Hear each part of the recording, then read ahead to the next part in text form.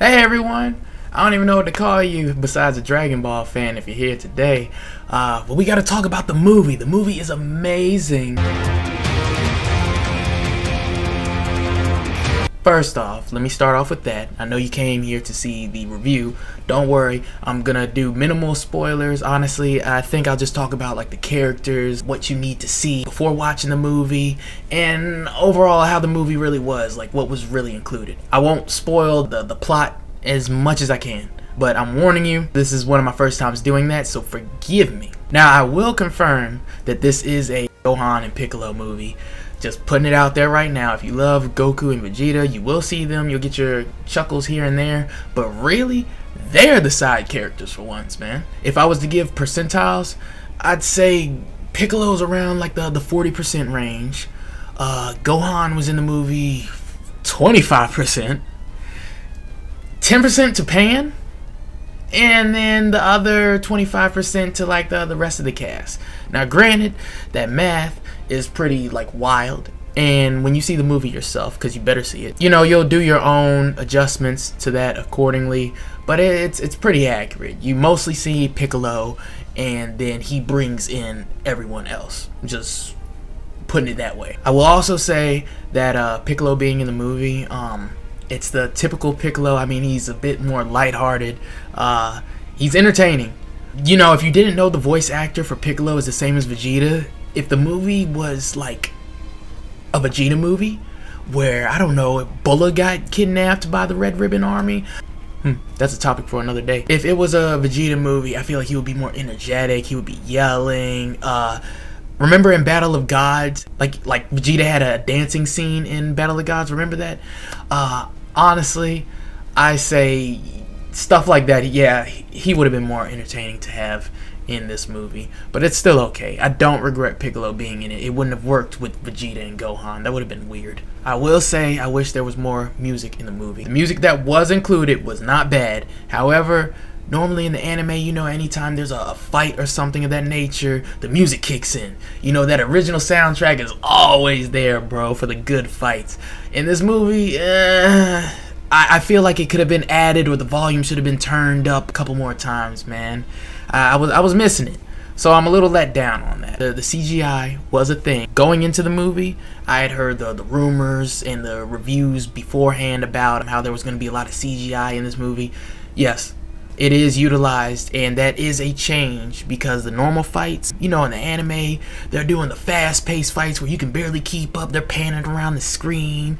You hear all that da-da-da-da-da-da-da crap. It's not crap, it's freaking great.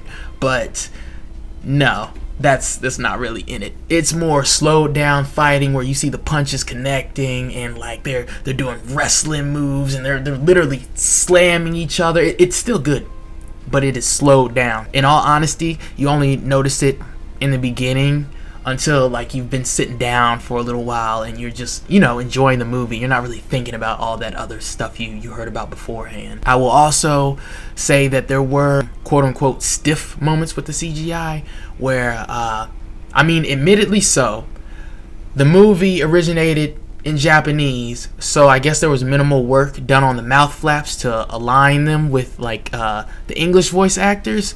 So if you're really paying attention, you can see at times like, oh yeah, their mouth isn't moving right. But I mean, it's not a movie killer. You'll get over it. If you've been watching anime for years, you'll be fine. Speaking of which, if you're like me who brought someone that wasn't really a big fan of Dragon Ball or didn't have too much knowledge on it beforehand, there are a few things you can like try to catch up on before you watch the movie. Battle of Gods probably has enough information in it where you don't need to watch all of Dragon Ball Super. In all honesty, you can like leave Dragon Ball Super out of it if you haven't seen it. You do need to watch parts of Dragon Ball Z. I will say the Android Saga through the Cell Saga.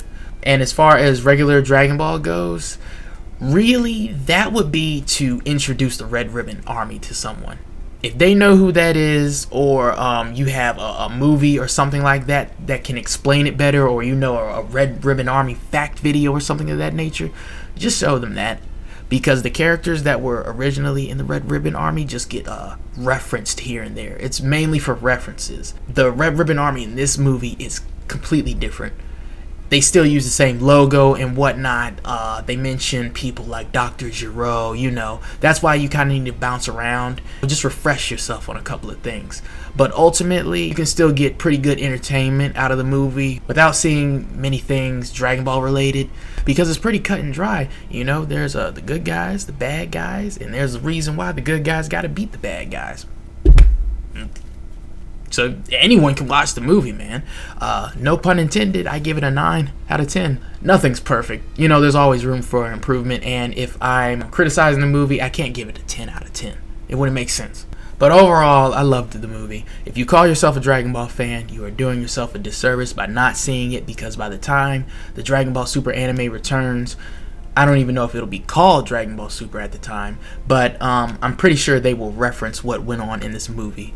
Shoot, just like with Dragon Ball Super, they just might put this movie in the show and cut it into segments. Like how they broke the first 2 movies up into like 30 episodes and things like that. Yeah, I can see them doing that with this. I really can. I can see them stretching out everything that happened in the movie, because you know how Toei is, man. They will get their money. They're entertaining, but they're going to get their money.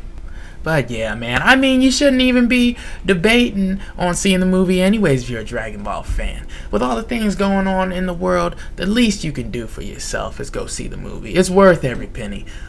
You may have your your ticks here and there where you're a little annoyed or something, but man, it's good. It's good entertainment. But anyways, guys, like I always say, please make sure to take care of yourself and each other. And until next time in 9, be easy.